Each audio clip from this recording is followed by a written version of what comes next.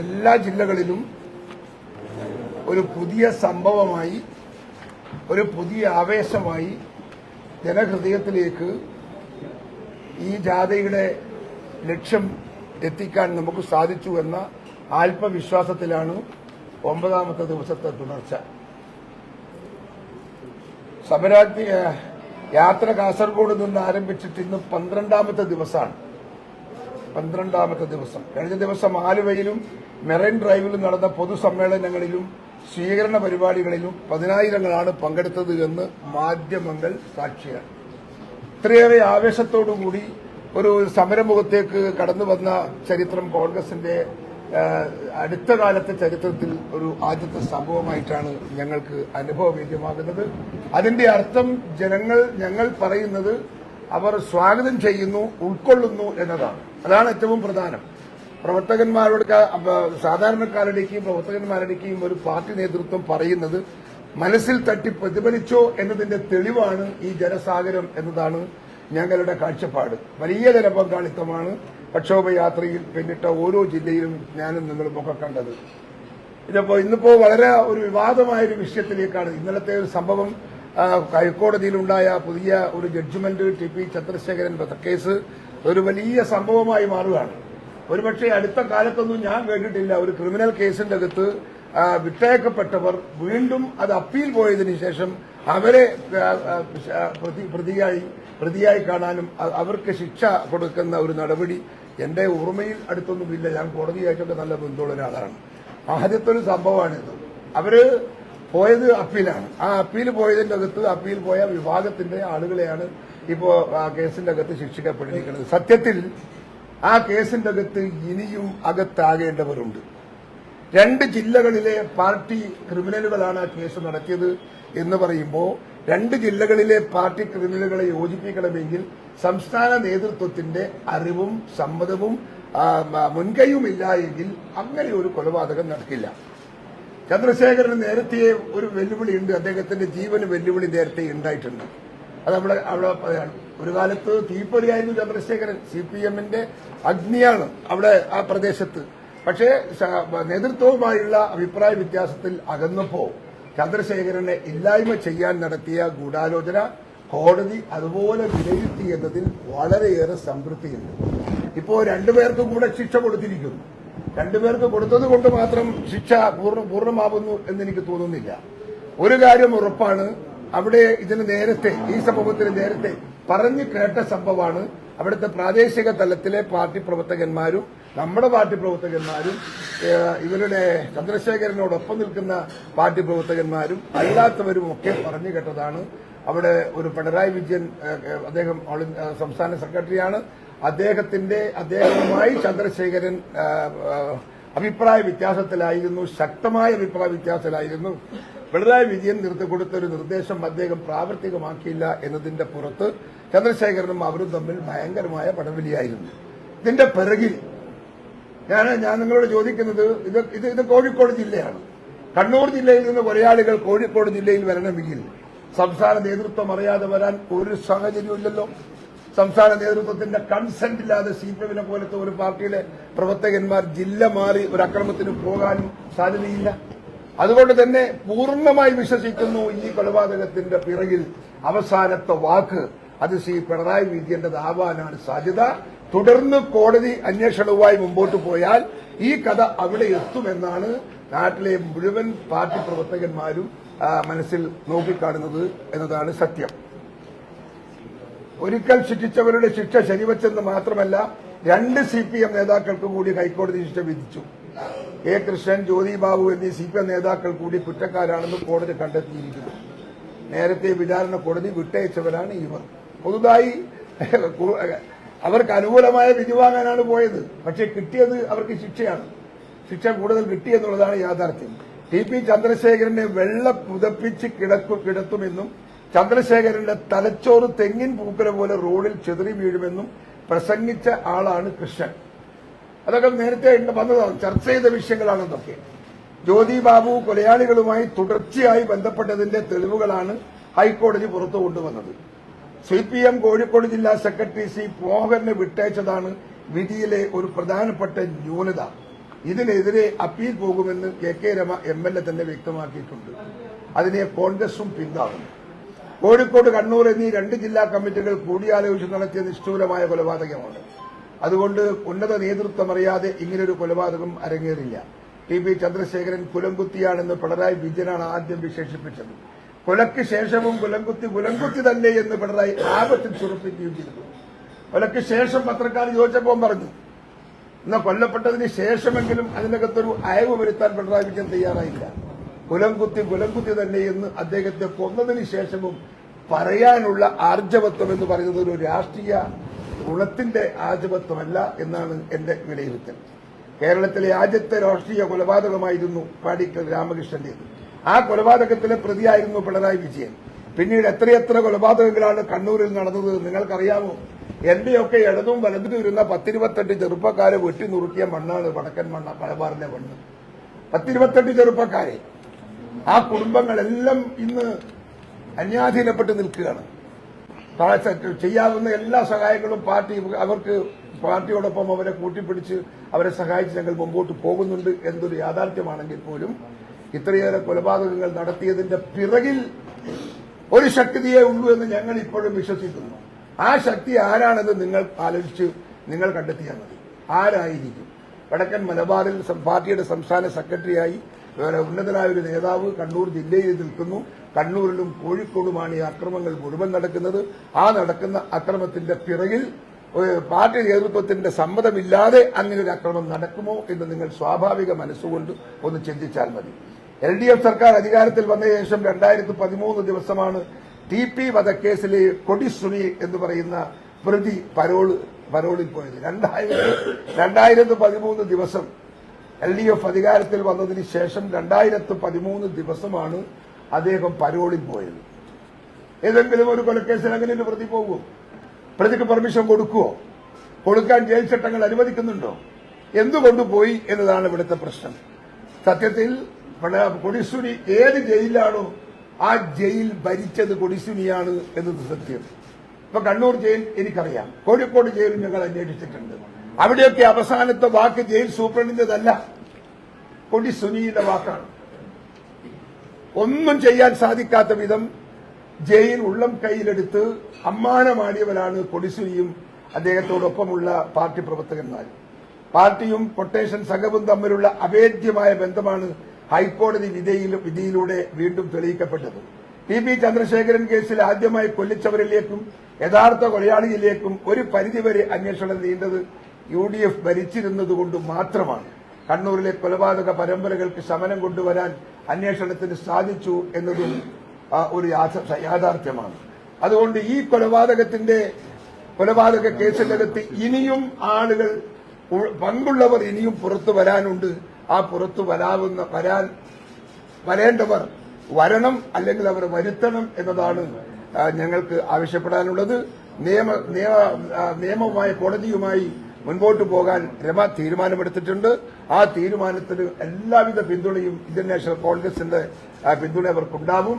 സത്യം പുറത്തു വരണം. യഥാർത്ഥ കൊലയാളി ഇതാരാണ്? ഇതിന്റെ സൂത്രധാരയിൽ ആരാണ് ഇതിന് തീരുമാനമെടുത്തത്? ഏതോ ഒരു ഉന്നത ശക്തി തീരുമാനമെടുത്തിട്ടുണ്ടെന്നാണ് എല്ലാവരും പറയുന്നത്. ആ ഉന്നത ശക്തിയെ കണ്ടെത്തി നിയമത്തിന് മുമ്പിൽ കൊണ്ടുവന്നാലേ ചന്ദ്രശേഖരന്റെ കേസ് പൂർത്തിയാകൂ എന്നാണ് ഞങ്ങൾക്ക് പറയാനുള്ളത്. എനിക്ക് ഇപ്പോഴും ഓർമ്മയുണ്ട്, അദ്ദേഹത്തിന്റെ മൃതദേഹം കിടന്നപ്പോ അമ്മ അദ്ദേഹത്തിനെ കാണാൻ വന്നപ്പോ അമ്മക്ക് ചന്ദ്രശേഖരന്റെ മുഖത്ത് ഉമ്മ കൊടുക്കാൻ അമ്മ ഇങ്ങനെ തപ്പാണ്. മുഖത്ത് ഒരു ഇഞ്ച് പോലും സ്ഥലമില്ല, തറച്ചതാണ് ശരീരം മുഴുവൻ, മുഖമടക്കം മറച്ചതാണ്. ഞാൻ നോക്കിക്കണ്ട രണ്ടാണത്. അത്ര ഭീകരമായൊരു കൊലപാതകം. ആ മുൻകൂട്ടി അവർ അതുപോലെ തന്നെ ഏതാണ്ട് ചെയ്തു ചന്ദ്രശേഖരന്റെ കൊലപാതകം. അത്ര ക്രൂരമായൊരു കൊലപാതകം കേരളത്തിന്റെ രാഷ്ട്രീയ മണ്ഡലത്തിൽ, രാഷ്ട്രീയ രംഗത്ത് മറ്റൊരു കൊലപാതകം സമാനതയുടെ മറ്റൊരു കൊലപാതകം ഇല്ല എന്നത് തന്നെയാണ് യാഥാർത്ഥ്യം. അതുകൊണ്ട് അതിന്റെ യഥാർത്ഥ പുള്ളികളെ, യഥാർത്ഥ നേതാക്കന്മാരെ, യഥാർത്ഥ ബുദ്ധി കേന്ദ്രത്തെ നിയമത്തിന്റെ മുമ്പിൽ കൊണ്ടുവരണം. അതിന് എല്ലാവിധ പിന്തുണയും രമ മുൻപോട്ട് പോകുമ്പോൾ ആ കേസിന് ഇന്ത്യൻ നാഷണൽ കോൺഗ്രസിന്റെ പിന്തുണയുണ്ടാകും എന്നാണ് എനിക്ക് ഈ സന്ദർഭത്തിൽ പറയാനുള്ളത്.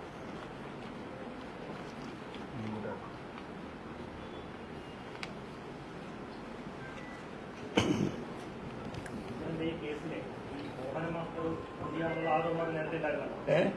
മാസ്റ്ററും പ്രതിയാണ് കുറ്റക്കാരനാണെന്നുള്ള ആരോപണം നേരത്തെ ഉണ്ടായിരുന്നു. പിന്നെ അപ്പീൽ പറയുമ്പോൾ അദ്ദേഹത്തെ വീണ്ടും ശിക്ഷിക്കുന്ന ഒരു സാഹചര്യം ഉണ്ടായിരുന്നു. അപ്പൊ അത് ഉയർത്തിയാണ് CPM ഇപ്പോൾ പ്രതിരോധിക്കുന്നത്. ഈ കേസിൽ CPM-മായി ബന്ധമുണ്ട് എന്നുള്ള ആരോപണത്തിന് അത് ഒരു തിരിച്ചടിയാണ് മോഹന മാസ്റ്റർക്ക് എന്നതാണ്. അപ്പൊ ശിക്ഷിച്ചവരോ? നമ്മൾ അതങ്ങേറ്റങ്ങ് പറഞ്ഞൂടെ? ശിക്ഷിച്ചവരായിരുന്നു പങ്കെടുത്തവരാണ്. മോഹനം മാഷ്ക്ക് പങ്കില്ല, അങ്ങനെ പറഞ്ഞാൽ പോരെ? മോഹനം ഭാഷയെ പറ്റിയൊന്നും പറഞ്ഞില്ല എന്നതുകൊണ്ട് ഞാൻ ഒരു കാര്യം പറയാ, ഒരു തീരുമാനമെടുത്ത് ഇപ്പോഴും യഥാർത്ഥയാളെന്ന് ശബ്ദവും പേരും പുറത്തു വന്നിട്ടില്ല. ഇതിന് തീരുമാനമെടുത്ത നേതൃത്വമുണ്ട് CPM-ന്. എല്ലാവർക്കും അതറിയാം, പച്ചയായ എല്ലാവർക്കും അതറിയാം ആരുടെ നേതൃത്വമാണ്, ആരുടെ നിർദ്ദേശമാണ് ചന്ദ്രശേഖരൻ കൊലപാതകത്തിന്റെ പുറകിൽ നിന്ന്. കണ്ണൂർ കോഴിക്കോട് ജില്ലകളിലെ മുഴുവൻ പാർട്ടിക്കാർക്കും അറിയാം, എല്ലാ പാർട്ടിയിലെയും ആളുകൾക്കറിയാം. അത് മറച്ചു വെച്ചിട്ട് കാര്യമൊന്നുമില്ല. പക്ഷേ അതുകൊണ്ട് അവരെ പേരൊന്നും വന്നില്ലല്ലോ ഇതിനകത്ത്. അതിനകത്തൊരു സാമ്യമില്ല, പറയുന്നതിനകത്തൊരു അർത്ഥമില്ല.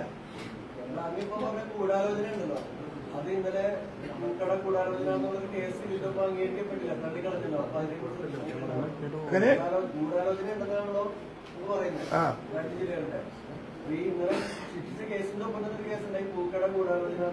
പൂക്കട എന്താ പൂക്കട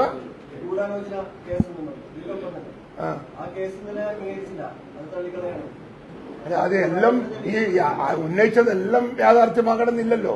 അതിനകത്ത് വസ്തുതകളുണ്ട്. കോടതിയുടെ മുമ്പിൽ കോടതിക്കത് കണക്ട് ചെയ്യാൻ പറ്റാവുന്ന തെളിവുകളാണ് പ്രശ്നം. ചിലപ്പോൾ വലിയ സംഭവം നടത്തിയിട്ടുണ്ടാവും, പക്ഷെ അതിന് തെളിവുണ്ടാവില്ല. തെളിവില്ലെങ്കിൽ കോടതിക്ക് അതിനകത്ത് കമന്റ് ചെയ്യാനോട്ട് സാധിക്കുകയില്ല. അത് സ്വാഭാവികമാണ്.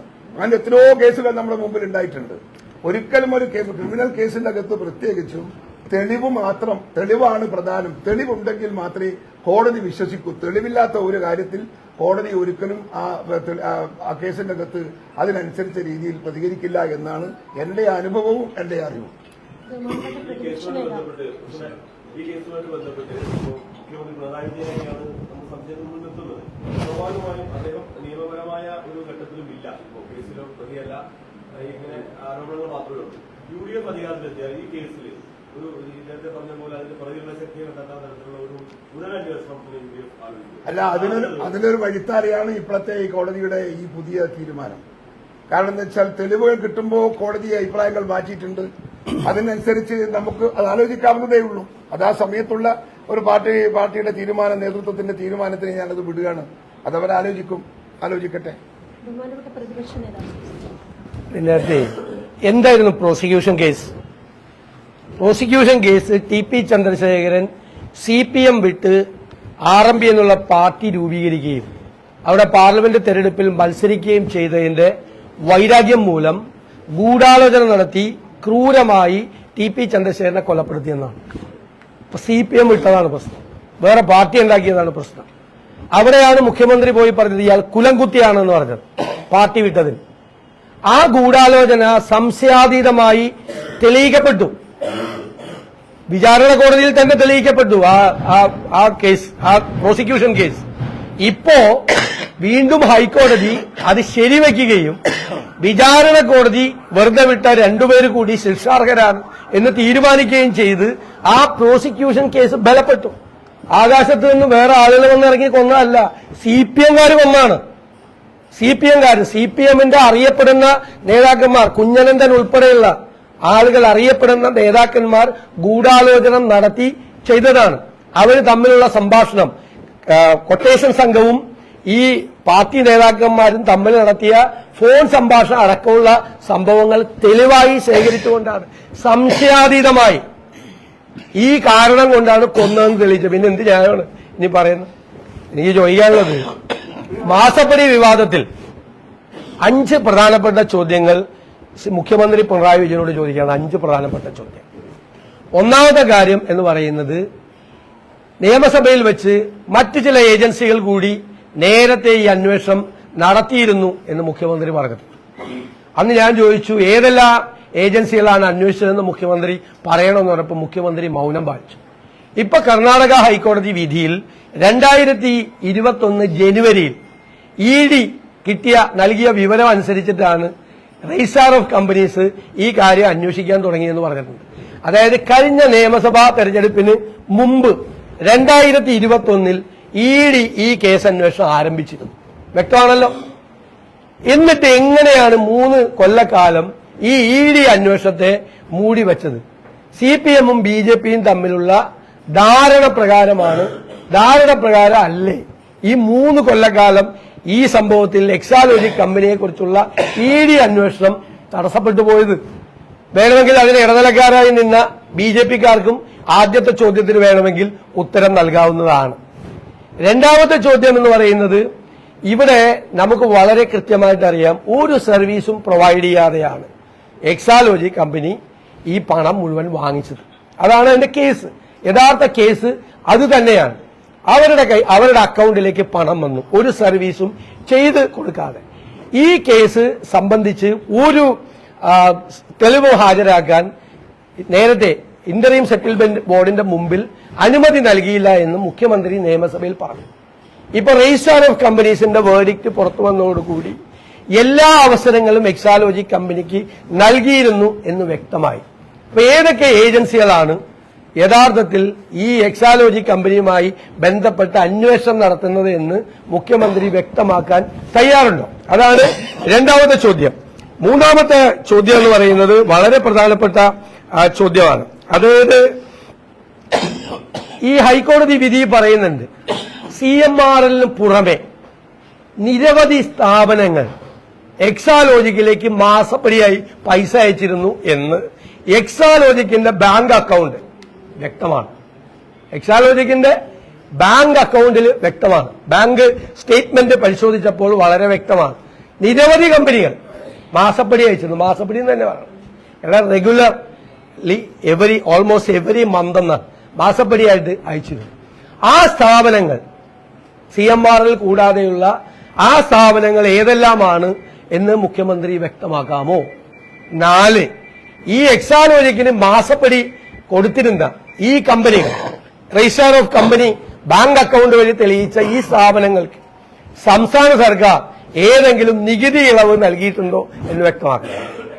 ഇവർക്ക് മാസപ്പടി കൊടുത്തതിന് പകരമായി ഈ സ്ഥാപനത്തിലേക്ക് പണമയച്ച സ്ഥാപനങ്ങൾക്ക് സംസ്ഥാന സർക്കാർ ഏതെങ്കിലും നികുതി ഇളവ് കൊടുത്തിട്ടുണ്ടോ എന്ന് വ്യക്തമാക്കണം.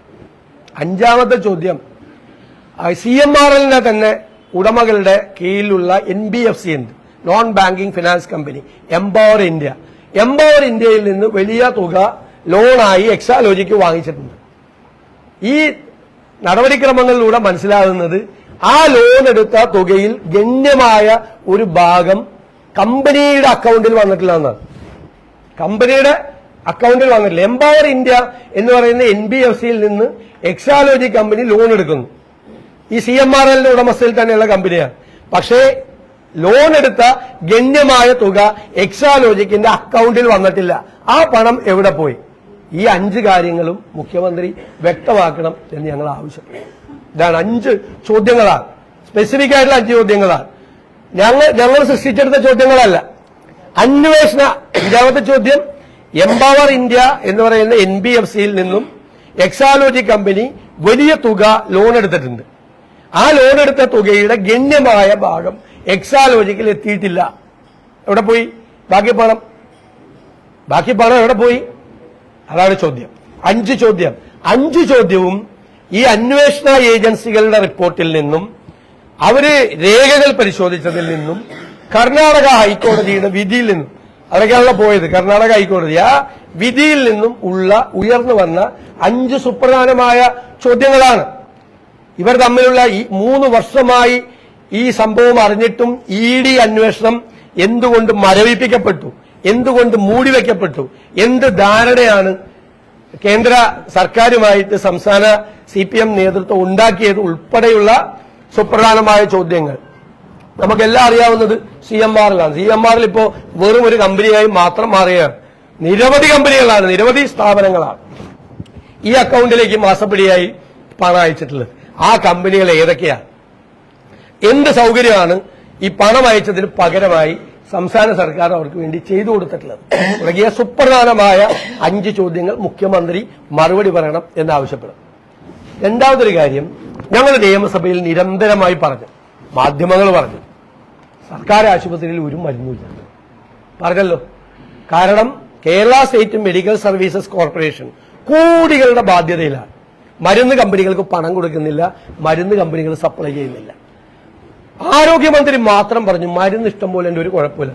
കേരളത്തിൽ സർക്കാർ ആശുപത്രിയിൽ മരുന്നുണ്ടെന്ന് പറയുന്ന ഏക വ്യക്തി സംസ്ഥാനത്തെ ആരോഗ്യമന്ത്രി മാത്രമാണ്. എന്റെ കയ്യിലുള്ള കത്ത് Kerala government medical officers association ആരോഗ്യമന്ത്രിക്ക് അയച്ച കത്താണ്. അതിൽ ഞങ്ങൾ നിയമസഭയിൽ ഉന്നയിച്ച ആക്ഷേപം അടിവരയിട്ട് പറഞ്ഞിരിക്കുന്നു. സർക്കാർ ആശുപത്രികളിൽ മരുന്നില്ല, വലിയ വിലയുള്ള മരുന്ന് പാവപ്പെട്ടവർ പുറത്തുപോയി വാങ്ങിക്കേണ്ടി വരുന്നു. പഞ്ചായത്തുകൾക്ക് അവരുടെ ഫണ്ടിൽ നിന്നും മരുന്ന് വാങ്ങിക്കാൻ പറ്റുന്നില്ല. ലോക്കൽ താലൂക്ക് ആശുപത്രികളിലും അല്ലെങ്കിൽ PHCയിലും CHCയിലും വാങ്ങിക്കാൻ പറ്റുന്നില്ല. കാരണം പഞ്ചായത്തുകൾക്ക് വലിയ എമൗണ്ട്, ഭീമമായ എമൗണ്ട് ഡ്യൂ ആണ്. അവർക്ക് ചെക്ക് മാറാൻ പറ്റുന്നില്ല.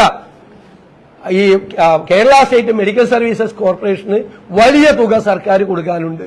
രൂക്ഷമായ മരുന്ന് ക്ഷാമമാണ് ഇപ്പോൾ അനുഭവിക്കുന്നത്. ഇനി വരാനിരിക്കുന്ന മാസങ്ങളിൽ ഈ മരുന്ന് ക്ഷാമം അതിരൂക്ഷമാകുമെന്ന് ഡോക്ടർമാരുടെ സംഘടനയാണ് Kerala government medical officers association KGMO ആരോഗ്യമന്ത്രിക്ക് കത്ത് കൊടുത്തിരിക്കുന്നു. അപ്പൊ ആരോഗ്യമന്ത്രി നിയമസഭയെയും കേരളത്തിലെ ജനങ്ങളെയും കൃത്യമായി തെറ്റിദ്ധരിപ്പിക്കുകയാണ്. മൂന്നാമതൊരു കാര്യം എറണാകുളം ജില്ലയുമായി ബന്ധപ്പെട്ട പ്രശ്നങ്ങളാണ്. MP ശ്രീ ഹൈബി ഈഡൻ ഉൾപ്പെടെയുള്ള ജനപ്രതിനിധികൾ എല്ലാവരും ഇവിടെയുണ്ട്. ഇവിടുത്തെ കുടിവെള്ള വിതരണത്തെ ബാധിക്കുന്ന ഗൌരവതരമായ ഒരു വിഷയമുണ്ട്. ഈ Cochin corporation, Thrikkakara municipality, Kalamassery, Aluva municipality, നിരവധി പഞ്ചായത്തുകൾക്ക് എല്ലാം രൂക്ഷമായ കുടിവെള്ള ക്ഷാമമാണ്. ഈ കുടിവെള്ള ക്ഷാമം പരിഹരിക്കുന്നതിന് വേണ്ടി ഒരു പദ്ധതി ആവിഷ്കരിച്ചിട്ടുണ്ട്. 190 MLD വെള്ളം കൊടുക്കാവുന്ന ഒരു വലിയ പദ്ധതിയാണ്. ആ പദ്ധതി പെൻഡിങ്ങിലാണ്, പണം നൽകിയിട്ടില്ല സർക്കാർ. അത് നിലനിൽക്കെ കാക്കനാടത്തെ കിൻഫ്ര പാർക്കിലേക്ക് പെരിയാറിൽ നിന്ന് 45 MLD വെള്ളം കൊണ്ടുപോകാനുള്ള ഒരു പദ്ധതി ആരംഭിക്കുക. അതിനെ ജനപ്രതിനിധികൾ ഉൾപ്പെടെ ജനങ്ങൾ ശക്തിയായി എതിർക്കുകയാണ്. ഞങ്ങൾക്ക് കിൻഫ്ര 45 MLD വെള്ളം കൊണ്ടുപോകുന്നതിന് എതിരല്ല. പക്ഷെ ഈ 190 MLD പ്രോജക്റ്റ് നടപ്പാക്കിയതിന് ശേഷം പെരിയാറിൽ ആവശ്യമായ വെള്ളമുണ്ടെങ്കിൽ വെള്ളം കൊണ്ടുപോകുന്നതിന് ഞങ്ങൾ എതിർപ്പില്ല. എറണാകുളം ജില്ലയിലെ ജനപ്രതിനിധികൾക്കും ജനങ്ങൾക്കും എതിർപ്പില്ല. പക്ഷേ അവിടെ ഇറിഗേഷൻ ഡിപ്പാർട്ട്മെന്റും വാട്ടർ അതോറിറ്റിയും ഇറിഗേഷൻ മിനിസ്റ്ററുടെ, ജലസേചന മന്ത്രിയുടെ സാന്നിധ്യത്തിൽ ചേർന്ന യോഗത്തിൽ പറഞ്ഞത് ഇപ്പൊ തന്നെ ജലദൌർലഭ്യം പെരിയാറിലുണ്ട്. ഈ 190 MLD പ്രോജക്റ്റ് നടപ്പാക്കിയാൽ പിന്നീട് വെള്ളം ഉണ്ടാകാത്ത അവസ്ഥ വരും. വേറൊരു പ്രോജക്റ്റിന് വെള്ളം ഇല്ല എന്ന് വ്യക്തമാക്കി. എന്നിട്ട് പുതിയ കണക്ക് സർക്കാരും ചില താല്പര്യക്കാരും കൂടി ഇവരെ കൊണ്ട്, വാട്ടർ അതോറിറ്റിയെ കൊണ്ട് ഇപ്പൊ ഈ 2 പ്രോജക്റ്റും നടപ്പാക്കാനുള്ള വെള്ളമുണ്ട് എന്നുള്ളൊരു തെറ്റായ വിവരം തന്നിരിക്കുന്നു. രണ്ടാമത്തെ ഒരു ഓൾട്ടർനേറ്റീവ് ഞങ്ങൾ പറയാനുള്ളത്, കടമ്പ്രയാറിൽ നിന്ന് കിൻഫ്രയ്ക്ക് വെള്ളം ശുദ്ധീകരിച്ച് ആവശ്യമായ വെള്ളം എടുക്കാവുന്ന സോഴ്സ് കടമ്പ്രയാറിലുണ്ട്. അപ്പോൾ ഈ കൊച്ചിൻ നഗരത്തിലെയും സമീപ നഗരങ്ങളിലെയും പഞ്ചായത്തുകളിലെയും രൂക്ഷമായ ഒരുപക്ഷെ ഈ 190 MLD നടപ്പാക്കിയാൽ പോലും ഒരു 4-5 കൊല്ലം കഴിയുമ്പോൾ വീണ്ടും അത് ഓഗ്മെന്റ് ചെയ്യേണ്ടി വരും. കാരണം അത്രമാത്രം രൂക്ഷമായ കുടിവെള്ള ക്ഷാമമാണ് ഈ പരിസരത്ത് നിൽക്കുന്നത്. അതുകൊണ്ട് 190 MLD വെള്ളത്തിന് ആവശ്യമായ പണം അനുവദിച്ച് ആ പദ്ധതി നടപ്പാക്കാൻ സർക്കാർ തയ്യാറാകണം. കിൻഫ്രയുടെ പദ്ധതി ഉപേക്ഷിക്കുകയോ അല്ലെങ്കിൽ കടമ്പ്രയാറിൽ നിന്ന് വെള്ളം കൊണ്ടുവരാൻ വേണ്ടിയിട്ടുള്ള ഒരു പദ്ധതിയാക്കി അതിനെ മാറ്റുകയും ചെയ്യണം എന്ന് ഞങ്ങൾ ജനപ്രതിനിധികൾ ശക്തിയായി, ജില്ലയിലെ ജനപ്രതിനിധികൾക്ക് വേണ്ടി ഞാൻ ശക്തിയായി ആവശ്യപ്പെടും.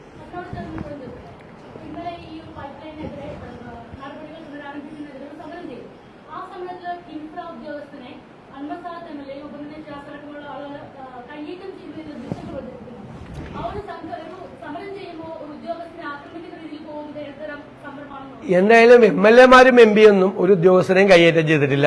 ഇല്ല, ഒരു കൈയേറ്റം ചെയ്തിട്ടില്ല. അവിടെ ഒരു സംഭവം ഉണ്ടായി. ആ സംഭവത്തെ കുറിച്ച് പോലീസ് അന്വേഷിക്കേണ്ടത്, പോലീസ് കേസെടുത്തിട്ടുണ്ട്. ജനപ്രതിനിധികൾ കൈയേറ്റം ചെയ്തു എന്ന് പറയുന്നത് തെറ്റായിട്ടുള്ള ആരോപണമാണ്. പോലീസ് തടയാൻ വന്നപ്പോൾ ഉണ്ടായ ആ ബഹളത്തിനിടയിലുണ്ടായ സംഭവമാണ്. അല്ലാതെ കിൻഫ്ര ഉദ്യോഗസ്ഥനാണ് അതിന്റെ ഉത്തരവാദി. കിൻഫ്ര ഉദ്യോഗസ്ഥനെന്നും ജനപ്രതിനിധികളൊന്നും കൈയേറ്റം ചെയ്തു. അത് നിങ്ങൾ തന്നെ കണ്ടാൽ മതി ദൃശ്യം.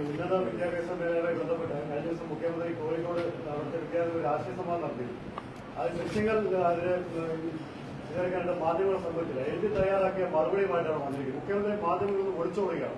ഞങ്ങൾ 8ാമത്തെ ജില്ലയിൽ 7ാമത്തെ ജില്ലയിൽ അവിടെ നടന്നില്ല വയനാട് 7ാമത്തെ ജില്ലയിൽ ജനകീയ ചർച്ചാ സദസ്സ് നടത്തുക. ഞങ്ങളുടെ ജനകീയ ചർച്ചാ സദസ്സിൽ ആരൊക്കെയാണ് വരുന്നത് നോക്ക്. ഏറ്റവും പാവങ്ങളായ ആളുകളാണ്, പെൻഷൻ കിട്ടാത്ത ആളുകൾ, കർഷക തൊഴിലാളികൾ, കെട്ടിട നിർമ്മാണ തൊഴിലാളികൾ, വനം വന്യജീവി സംഘർഷം അനുഭവിക്കുന്ന ആളുകൾ, മത്സ്യത്തൊഴിലാളികൾ തുടങ്ങി ആദിവാസികൾ, പട്ടികജാതി പട്ടികവർഗക്കാർ തുടങ്ങി സമൂഹത്തിൽ ഏറ്റവും വിഷമം അനുഭവിക്കുന്ന സാധാരണക്കാരായ മനുഷ്യർ പങ്കെടുക്കും. അവിടെ നിങ്ങൾക്ക് ഏത് സമയത്തും കടന്നു വരാം, നിങ്ങൾക്ക് അതെടുക്കാം. ഇനി അവിടെ പ്രതിപക്ഷത്തെ വേണമെങ്കിൽ വിമർശിക്കാനുള്ള അവസരം വരെ കൊടുത്തിട്ടുണ്ട്. ഞങ്ങളുടെ ഭാഗത്തുനിന്ന് അവരുടെ വിഷയങ്ങൾ നിയമസഭയിൽ കൊണ്ടുവരാതിരിക്കുകയോ അല്ലെങ്കിൽ അവഗണിക്കുകയോ ഞങ്ങൾ ചെയ്തിട്ടുണ്ടെങ്കിൽ അത് അവർക്ക് ഞങ്ങളെ പോലും വിമർശിക്കാനുള്ള അവസരം കൊടുത്തിട്ടുണ്ട്. മുഖ്യമന്ത്രി ഈ നവകേരള സദസ്സ് നടത്തിയപ്പോഴും വളരെ സ്റ്റേജ് മാനേജറായിട്ടുള്ള റെഡിമെയ്ഡ് പരിപാടിയായിരുന്നു. ചോദ്യം ചോദിക്കാനുള്ള 10 പേരെ അവർ തന്നെ സെലക്ട് ചെയ്യാൻ അല്ലെ, എന്നിട്ട് ചോദ്യങ്ങൾ തന്നെ കൊടുക്കുകയാണ്. അതുപോലെ തന്നെ ഒരു നാടകമാണ് ഈ മുഖാമുഖം പരിപാടിയിൽ കോഴിക്കോട് നടന്നത്. വലിയ പണം ചെലവാക്കിയിട്ടാണ് സ്റ്റേജൊക്കെ ഇട്ടത്.